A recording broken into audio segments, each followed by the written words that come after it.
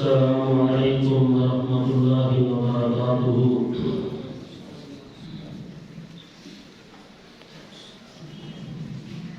إن الحمد لله نحمده ونستعينه ونستغفره ونعوذ بالله من شرور أنفسنا ومن سيئات أعمالنا من يهده الله فلا مضل له ومن يضلل فلا هادي له أشهد أن لا إله إلا الله وحده لا شريك له وأشهد أن محمدا عبده ورسوله يا أيها الذين آمنوا اتقوا الله حق تقاته ولا تموتن إلا وأنتم مسلمون يا أيها الناس اتقوا ربكم الذي خلقكم من نفس واحدة وخلق منها زوجها وبث منهما رجالا كثيرا ونساء واتقوا الله الذي تساءلون به والأرحام إن الله كان عليكم رقيبا يا أيها الذين آمنوا اتقوا الله وقولوا قولا سديدا يصلح لكم أعمالكم ويغفر لكم ذنوبكم ومن يطع الله ورسوله فقد فاز فوزا عظيما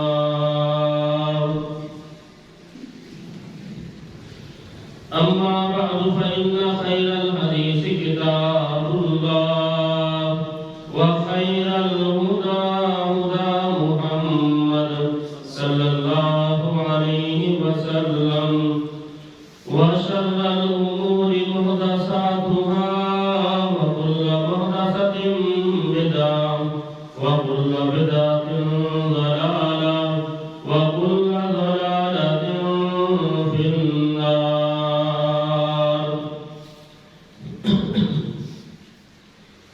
أعوذ بالله السميع العليم من الشيطان الرجيم بسم الله الرحمن الرحيم قد أفلح المؤمنون الذين هم في صلاتهم خاشعون۔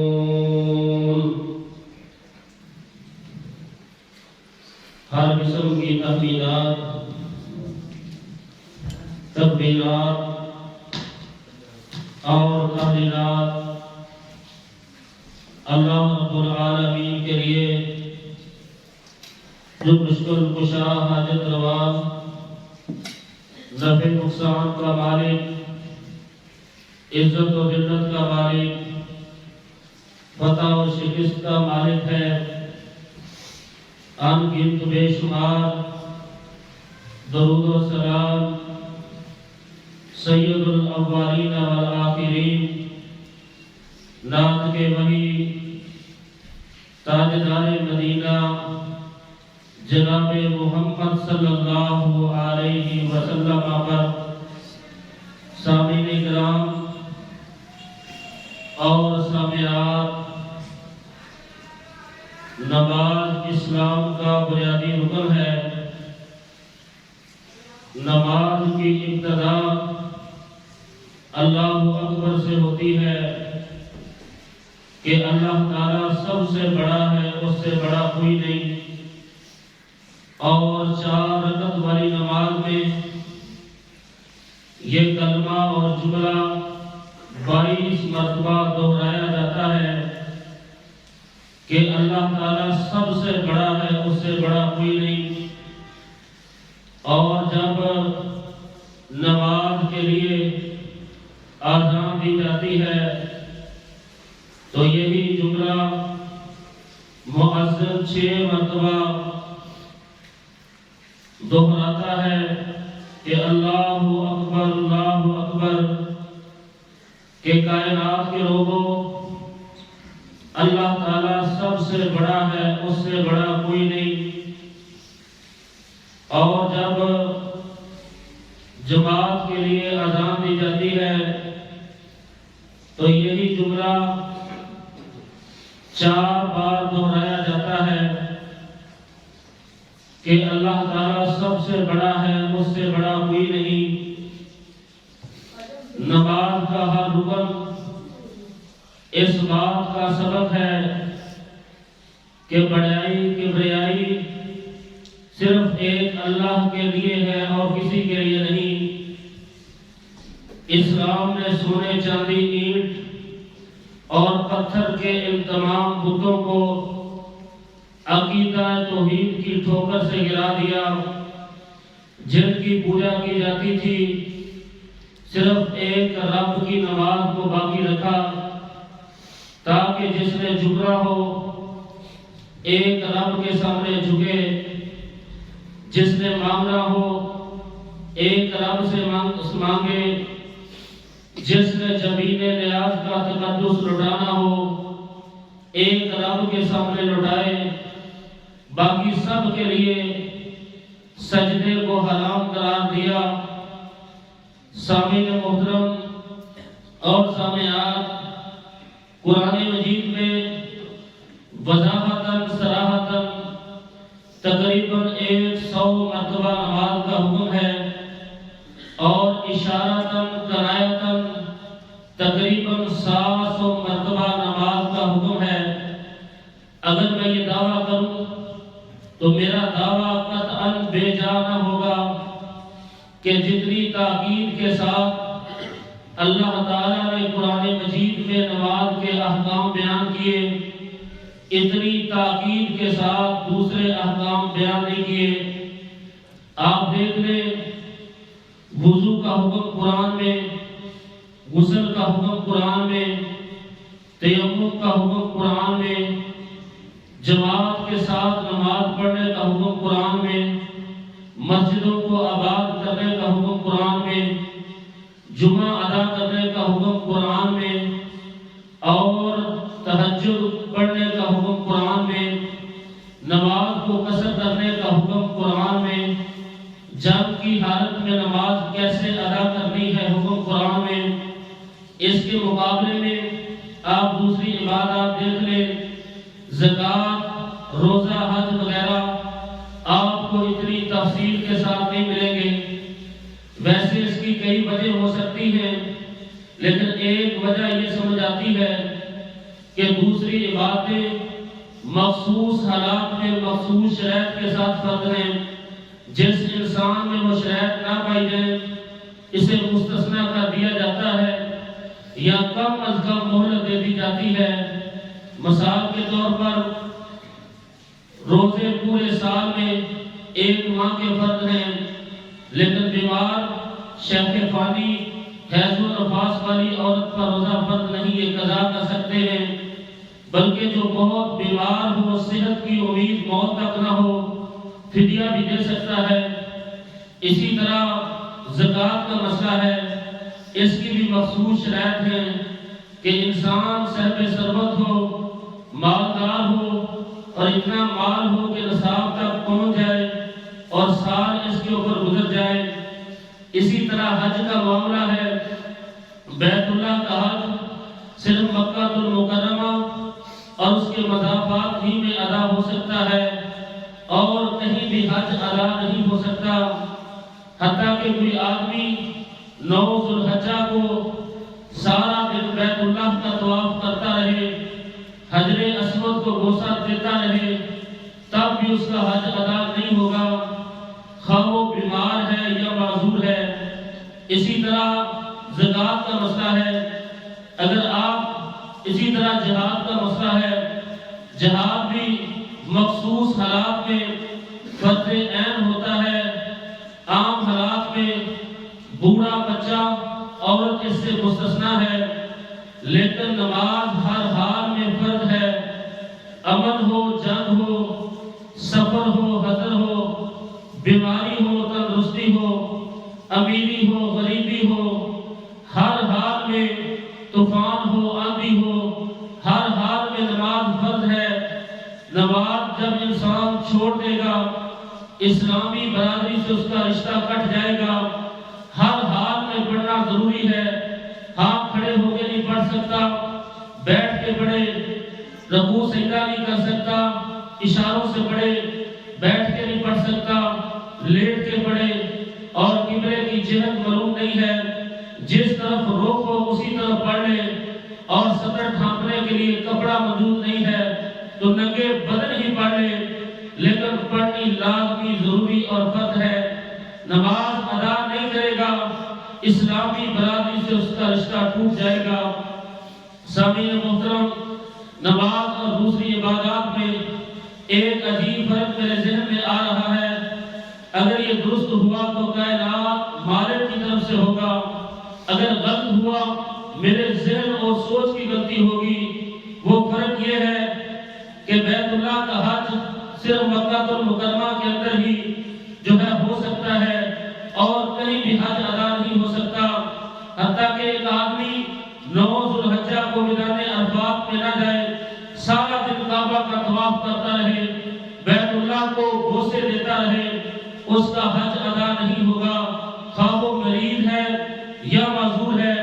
اسی طرح زکوٰۃ کا مسئلہ ہے، اگر آپ زکوٰۃ کسی غیر مستحق کو دے دیتے ہیں تو آپ کی زکوٰۃ ادا نہیں ہوگی۔ ایسا آدمی تلاش کرنا ہوگا جو مستحق ہو۔ اسی طرح روزوں کا مسئلہ ہے، ایک آدمی جیل کے اندر ہے، سحری افطاری اس کے اختیار کے اندر نہیں ہے، اب سنت کے مطابق یہ آدمی روزہ رکھنا اس کے لیے بہت زیادہ مشکل ہوگا۔ میرے محترم بھائیوں، میری گفتگو کا حاصل یہ ہے، میری گفتگو کا خلاصہ کلام، لب لباب اور نچوڑ یہ ہے، دوسری عبادتیں میں ایسی مخصوص شرائط ہے جن کی وجہ سے ایک آدمی چاہت کے باوجود بھی ان کی ادائیگی نہیں کر سکتا، لیکن نماز کے اندر کوئی ایک شرط بھی ایسی نہیں ہے جس کا پورا کرنا کسی کے لیے ناممکن ہو۔ کھڑے ہو کے نہیں پڑھ سکتا، بیٹھ کے پڑھ لے، بیٹھ کے نہیں پڑھ سکتا، لیٹ کے پڑھ لے، رکوع سجدہ نہیں کر سکتا، اشاروں سے پڑھ لے، قبلے کی جہت معلوم نہیں ہے، جس طرف رخ ہو اسی طرف پڑھ لے، اور اسی طرح سطر ڈھانپنے کے لیے کپڑا موجود نہیں ہے تو ننگے بدن ہی پڑھ لے، لیکن پڑھنی لازمی، ضروری اور فرض ہے۔ میرے محترم بھائیوں، یہ نماز کی اہمیت تھی۔ انشاءاللہ الرحمن اب میں آپ کے سامنے نماز کے نقصانات بیان کروں گا کہ نماز چھوڑنے کے نقصانات کیا ہیں۔ نماز چھوڑنے کا سب سے پہلا نقصان، سب سے پہلا خسارہ، سب سے پہلی ذلت، سب سے پہلی رسوائی، سب سے پہلا وبال یہ ہے، جو انسان نماز چھوڑ دیتا ہے، اسلامی برادری سے اس کا رشتہ ٹوٹ جاتا ہے، وہ اپنے آپ کو جہنمی بنا لیتا ہے، اور نماز چھوڑنا جہنم میں جانے کا سب سے بڑا سبب ہے۔ یہ میری بات نہیں ہے، آپ کی بات نہیں ہے، کسی مفتی کا فتویٰ نہیں ہے، کسی شیخ الحدیث کی بات نہیں ہے، کسی ملا کی بات نہیں ہے، کسی جبے کبے دستار پگڑی والے کی بات نہیں ہے، یہ اللہ کے قرآن کی بات ہے، محمد علیہ السلام کے فرمان کی بات ہے۔ میرے محترم بھائیوں، میرا یہ عقیدہ ہے اور آپ کا بھی یہ عقیدہ ہونا چاہیے۔ یہ آسمان ٹوٹ کے زمین پر گر سکتا ہے، زمین پھٹ سکتی ہے، پہاڑ اپنی جگہ سے ہل سکتے ہیں، لیکن ارشاد رسول، فتوی رسول، حکم رسول اور سنت رسول، قول رسول، فعل رسول کبھی غلط نہیں ہو سکتا، اللہ کا قرآن کبھی غلط نہیں ہو سکتا، اور نبی علیہ السلام کی زبان اطہر سے نکلنے والے الفاظ اور جملے غلط نہیں ہو سکتے۔ میرے محترم بھائیوں، بڑا ہی دردناک قصہ، دلوں کو ہلا دینے والا، زندگیوں کو تبدیل کر دینے والا اور بے نمازیوں کو نمازی بنا دینے والا، بڑا ہی شاندار قصہ اور زندگیاں تبدیل کرنے والا، جو انسان یہ قصہ سن کر بھی اپنے آپ کو تبدیل نہیں کرتا، بے نمازی ہے، نمازی نہیں بن جاتا، اپنی زندگی تبدیل نہیں کرتا، کل قیامت کا دن ہوگا، اللہ کی عدالت میں اس کے پاس کوئی حجت اور دلیل نہیں ہوگی، اللہ کی عدالت میں اس کے پاس کوئی ہیلا اور بہانہ نہیں ہوگا کہ مجھے تو پتہ ہی نہیں تھا۔ اور وہ قصہ کیا ہے؟ سورت نمبر 12 نمبر 29 اور سورت قیامہ آیت نمبر 42، اللہ تعالیٰ بڑا ہی شاندار قصہ بیان فرماتے ہیں۔ فرمایا جنتی لوگ جنت میں چلے جائیں گے اور جہنمی لوگ جہنم کے اندر چلے جائیں گے۔ جنتی لوگ جہنمیوں سے سوال کریں گے، ما سلککم فی سقر، تم کس وجہ سے جہنم کے اندر آئے ہو؟ تمہارا قصور کیا ہے؟ تمہارا گناہ کیا ہے؟ تم دنیا کے اندر تمہارے بڑے دعوے تھے، میں پکا توحید والا ہوں، میں پکا اہل حدیث ہوں، میں پکا عاشق رسول ہوں، آج تم جہنم میں آئے کس وجہ سے ہو؟ تمہارا گناہ اور قصور کیا ہے؟ میرے محترم بھائیو، جہنمی اپنا قصور خود بیان فرمائیں گے، جہنمی جہنم میں جانے کا سبب خود بیان فرمائیں گے۔ قالوا لم نک من المصلین، ہم نمازیوں میں سے نہیں تھے، ہم نماز نہیں پڑھتے تھے، اس وجہ سے آج ہم جہنم کے اندر آئے ہیں۔ اللہ اکبر کی صدا بلند ہو جاتی تھی کہ اللہ سب سے بڑا ہے، اس سے بڑا کوئی نہیں ہے۔ اشہد ان لا الہ الا اللہ کے ترانے گونج جاتے تھے، اشہد ان محمد رسول اللہ کے رسالت کے ترانے گونج جاتے تھے، حی علی الصلاۃ، حی علی الفلاح، اور فلاح کی طرف اور کامیابی کی طرف۔ لیکن میں یہ آواز میرے کان میں آتی تو تھی، لیکن میں عملی طور پر اللہ کو بڑا ماننے کے لیے تیار نہیں ہوتا تھا۔ میرے محترم بھائیو، فیصلہ آپ کے اوپر ہے کہ بات چھوٹے کی ماننی چاہیے، بڑے کی ماننی چاہیے۔ یقیناً آپ کا جواب یہ ہے، بات بڑے کی ماننی چاہیے۔ جب اللہ کو بڑا مان لیا ہے تو پھر مقصد کیا ہے؟ ہر چیز کو چھوڑ کر اللہ کی بندگی کے لیے انسان تیار ہو جائے۔ اگر ہم زبانی کلامی یہ کہتے رہیں گے اللہ بڑا ہے، اللہ مشکل کشا ہے، لیکن عملی طور پہ ماننے کے لیے تیار نہیں ہوں گے تو بات نہیں بنے گی۔ اسی لیے تو اقبال کہتا ہے، زبان سے کہہ بھی دیا لا الہ الا اللہ کو کیا حاصل، ارے دل و نگاہ مسلم نہیں تو کچھ نہیں، دو رنگی چھوڑ دے، یک رنگ ہو جا، سراسر موم ہو جائے یا پھر سب ہو جائے۔ یا اللہ کو بڑا مان لیا ہے، پھر اللہ اکبر کی صدا سن کر مسجد میں آنا ہوگا۔ میرے محترم بھائیو، بیت اللہ کا طواف اگر نماز کے وقت بند ہو سکتا ہے، میری دکان کا شٹر ڈاؤن کیوں نہیں ہو سکتا؟ اگر بیت اللہ کا طواف بند ہو سکتا ہے، میرا کاروبار بند کیوں نہیں ہو سکتا؟ اگر بیت اللہ کا طواف بند ہو سکتا ہے، میرے کاروبار بند کیوں نہیں ہو سکتے؟ تو نماز چھوڑنے کا پہلا خسارہ، پہلی ذلت، پہلی رسوائی یہ ہے، جو شخص نماز چھوڑ دیتا ہے یہ جہنم میں جانے کا سب سے بڑا سبب ہے۔ نماز چھوڑنے کا دوسرا خسارہ، دوسرا نقصان، دوسری ذلت، دوسری رسوائی، دوسرا وبال، دوسرا عذاب یہ ہے کہ میدان محشر میں 8 قسم کی شفاعتیں ہوں گی۔ نبی علیہ السلام نے فرمایا 8 قسم کی شفاعتیں میدان محشر میں ہوں گی، اور میدان محشر کا دن اتنا سخت دن ہے، آپا دھاپی ہوگی، نفسا نفسی کا عالم ہوگا، خونی رشتہ دار ایک دوسرے سے بھاگ رہے ہوں گے۔ 8 قسم کی شفاعتیں ہوں گی۔ انبیاء علیہ السلام شفاعت کریں گے، ہمارے پیارے پیغمبر نبی علیہ السلام شفاعت کریں گے، نابالغ بچے شفاعت کریں گے، روزہ شفاعت کرے گا، قرآن شفاعت کریں گے، شہداء سفارش کرے گا۔ لیکن جو شخص نماز نہیں پڑھتا ایسا بدبخت اور بد نصیب ہے۔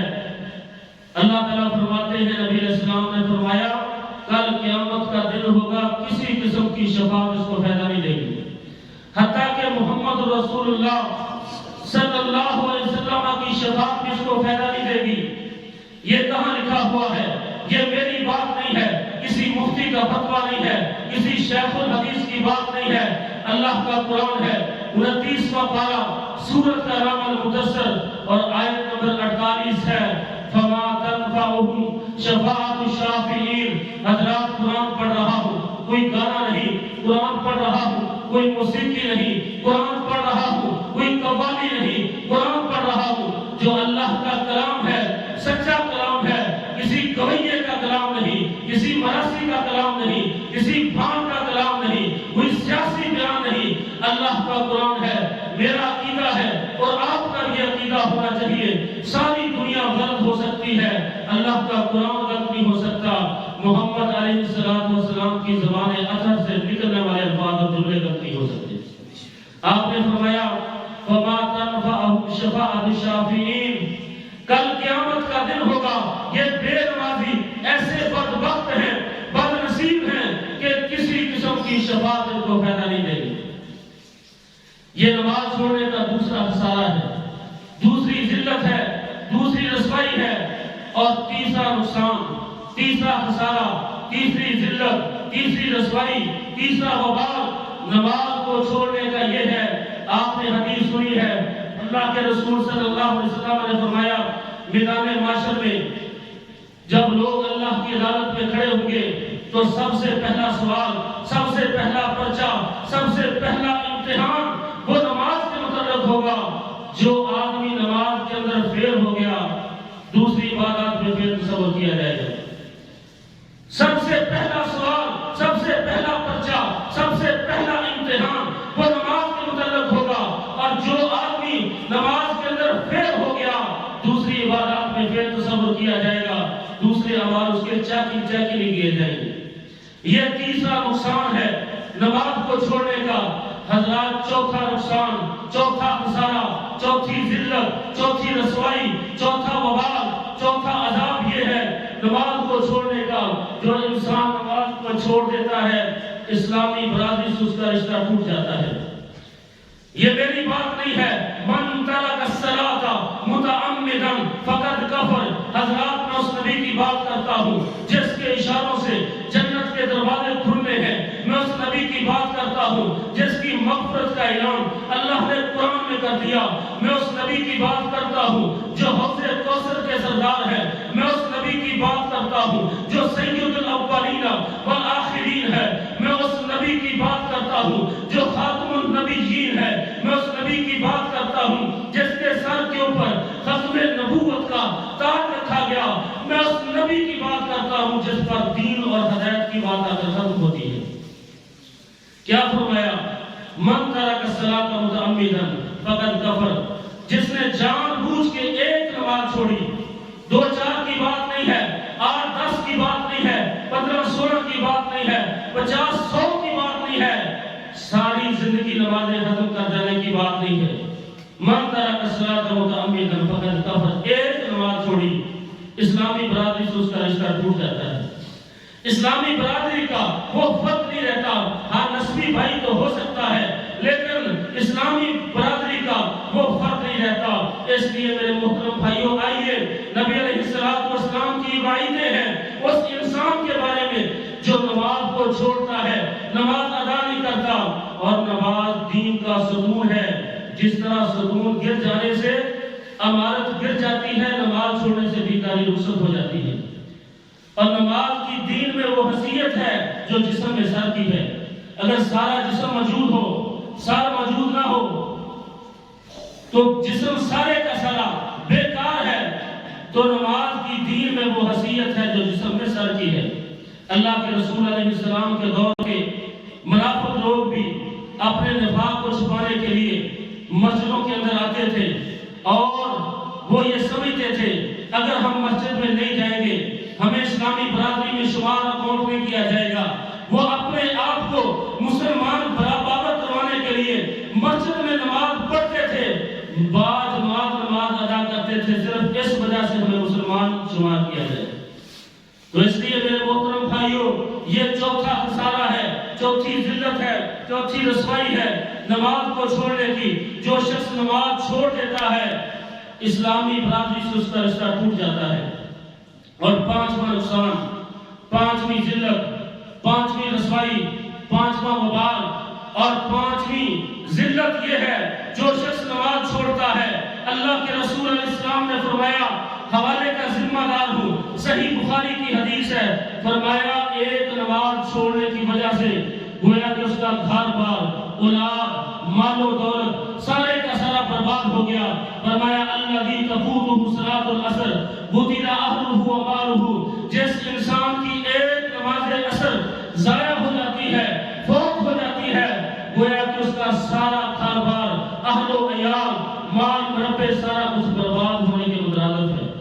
ایک نماز جو چھوڑ دیتا ہے اور جو پڑھتا ہی نہیں ہے، جو انسان نماز پڑھتا ہی نہیں ہے، یہ میری بات نہیں ہے، محمد رسول اللہ صلی اللہ علیہ وسلم کا فرمان ہے۔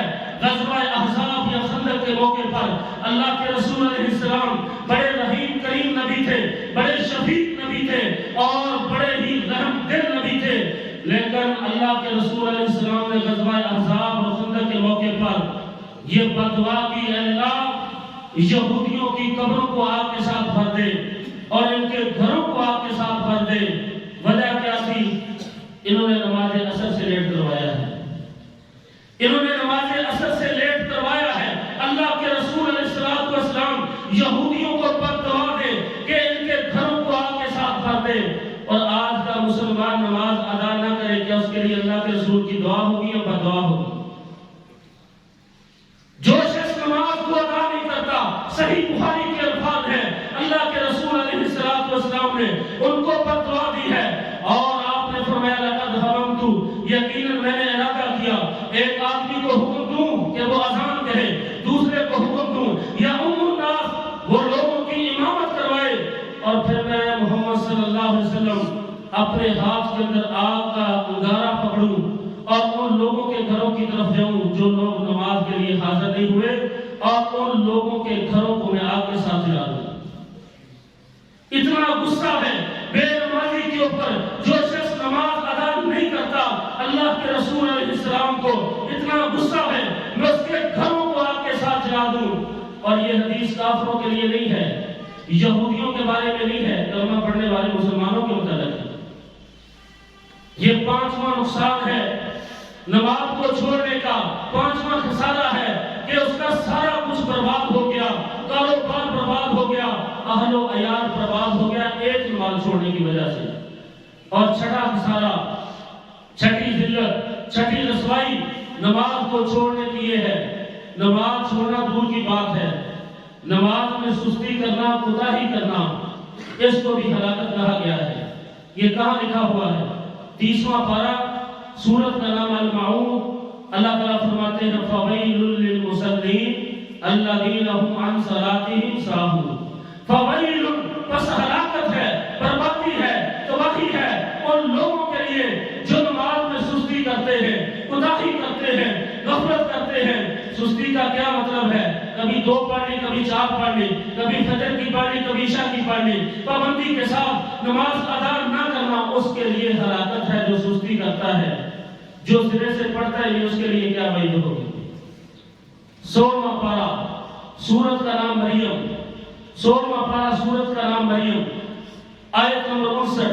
اللہ تعالیٰ فرماتے ہیں فَخَلَفَ مِن بَعْدِهِمْ خَلْفٌ أَضَاعُوا الصَّلَاةَ۔ جن لوگوں نے نماز کو ضائع کر دیا وہ کل قیامت کا دن ہوگا۔ مفسرین بعد اس کی تفسیر کرتے ہیں وہ جہنم کی وادی غی میں ہوں گے، اور جہنم کی وادی غی وہ وادی ہے جہاں جہنمیوں کا پیپ اور خون بہہ کے آ رہا ہوگا۔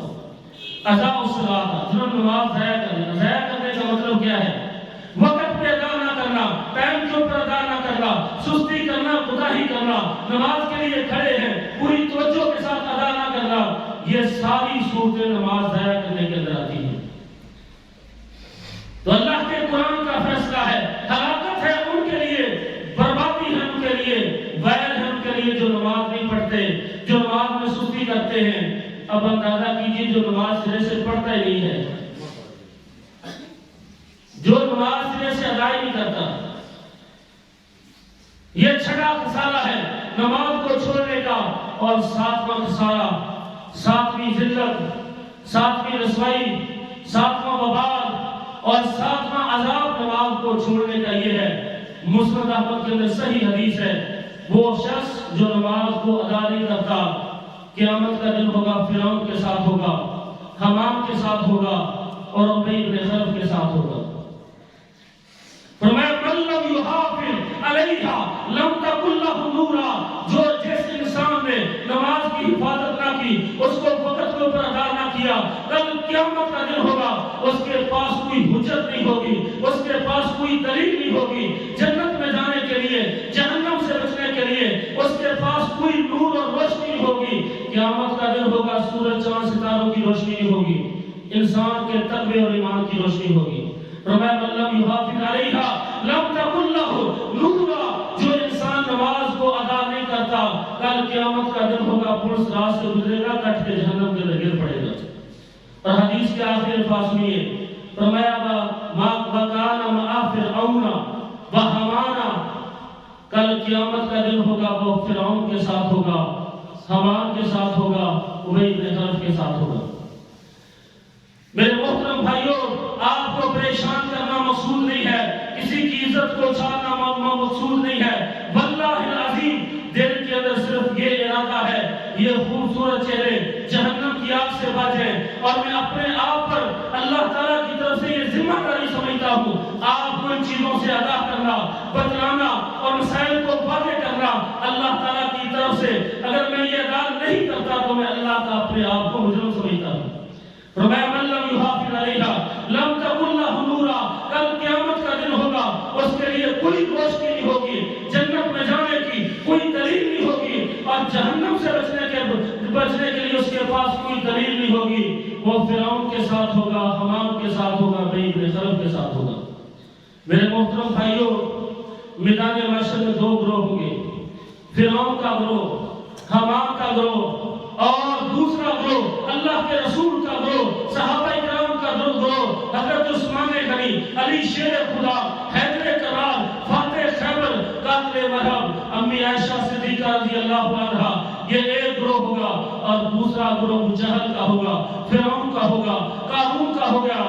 کیا ہم میں سے کوئی شخص اس بات کو پسند کرتا ہے کہ کل قیامت کے دن ہم اس گروہ میں کھڑے ہوں جو نبی علیہ السلام کو وہ پتھر مارتے تھے، آپ پر توقع بندی کرتے تھے، اور آپ پر کوڑا کرکٹ پھینکتے تھے، آپ کی گستاخیاں کرتے تھے؟ اگر کسی کا دل یہ نہیں چاہتا تو آج اللہ کے گھر میں یہ عہد اور وعدہ کرے انشاءاللہ الرحمن آج کے بعد ہم نماز کے اندر سستی نہیں کریں گے۔ تم آپ عبادت کرتے ہیں انشاءاللہ؟ جزاکم اللہ خیر۔ اگر ہم چاہتے ہیں کل قیامت کا دن ہو، ہم نبی علیہ السلام کے ساتھ کھڑے ہوں، سیدہ عائشہ صدیقہ کے ساتھ کھڑے ہوں، تو آج کے بعد نماز کے اندر سستی کوتاہی اور غفلت کو چھوڑ دیجئے۔ یہ 7واں خسارہ تھا، 7ویں ذلت تھی، 7ویں رسوائی تھی نماز کو چھوڑنے کی، اور 8واں خسارہ، 8ویں ذلت، 8ویں رسوائی، 8واں وبال نماز کو چھوڑنے کا یہ ہے، جو شخص نماز نہیں پڑھے گا اتنی سخت وعید ہے اس کے سر کو پتھروں کے ساتھ کچلا جائے گا۔ بخاری کی حدیث ہے، نبی علیہ السلام رات پہ جا رہے تھے، ایک آدمی کھڑا تھا، ایک آدمی نیچے لیٹا ہوا تھا۔ جو کھڑا تھا اس کے ہاتھ میں پتھر تھا، وہ نیچے لیٹے ہوئے کو مارتا تھا، سر چکنا چور ہو جاتا تھا، پھٹ جاتا تھا، بار بار اس کے ساتھ یہ عمل ہو رہا تھا۔ نبی علیہ السلام نے جبریل امین سے پوچھا، اے جبریل امین، یہ کون آدمی ہے جس کے ساتھ یہ سلوک ہو رہا ہے؟ جبریل امین نے بتایا، اللہ کے رسول وَيَنَامُ عَنِ الصَّلَاةِ الْمَكْتُوبَةِ، یہ وہ آدمی ہے جو شخص نماز نہیں پڑھتا تھا، سو جاتا تھا، اس کے ساتھ یہ حشر ہو رہا ہے، پتھروں کے ساتھ اس کو کچلا جا رہا ہے۔ یہ وہ آدمی ہے جو نماز ادا نہیں کرتا تھا۔ یہ 8واں خسارہ ہے، 8ویں ذلت ہے، 8ویں رسوائی ہے، 8واں وبال ہے نماز کو چھوڑنے کا۔ اور 9واں خسارہ، 9ویں ذلت، 9ویں رسوائی، 9واں وبال، 9واں عذاب نماز کو چھوڑنے کا یہ ہے، جو لوگ دنیا میں نماز نہیں پڑھتے، اللہ کے سامنے سجدہ نہیں کرتے، سستیاں کوتاہیاں کرتے ہیں، کل قیامت کا دن ہوگا۔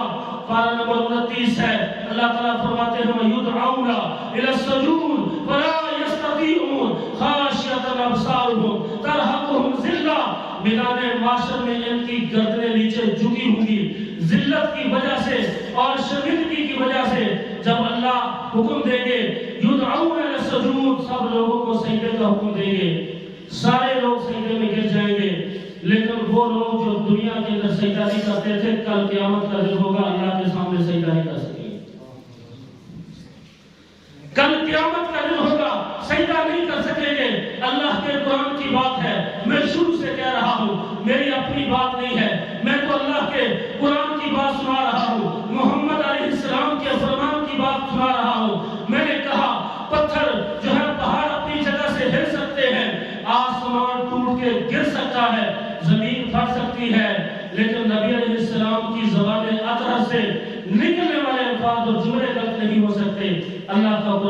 نہیں ہو سکتا۔ ایک استاد نے کلاس میں پوچھا، بچوں نماز کون لوگ نہیں پڑھتے؟ 3 بچے کھڑے ہوئے، پہلے نے جواب دیا، استاد محترم نماز وہ نہیں پڑھتے جو کافر ہے۔ دوسرے نے جواب دیا، نماز وہ نہیں پڑھتے جن کو نماز نہیں آتی۔ اور تیسرے نے جواب دیا، میرے محترم بھائیوں، تینوں نے، ایک نے جواب دیا کہ جو لوگ نماز نہیں پڑھتے ان کو نماز نہیں آتی، ایک کافر ہو چکے ہیں۔ استاد محترم صاحب نیچے کر کے سوچنے لگا، یا تو میں مر چکا ہوں نماز نہیں پڑھتا، یا میں کافر ہو چکا ہوں نماز نہیں پڑھتا، یا مجھے نماز نہیں آتی میں نماز نہیں پڑھتا۔ میرے محترم بھائیوں، ہم بھی سوچیں کہ ہمیں نماز نہیں آتی، یا ہم مر چکے ہیں، یا ہم کافر ہو چکے ہیں کہ نماز ادا نہیں کرتے۔ اللہ کے رسول علیہ السلام کی آخری وصیت امت کے نام کیا تھی؟ آپ صلی اللہ علیہ وسلم کے آخری ایام ہیں، آپ کے ہونٹ مبارک ہل رہے ہیں، اور صحابہ نے کان لگا کے سنا کہ آپ کیا کہتے ہیں۔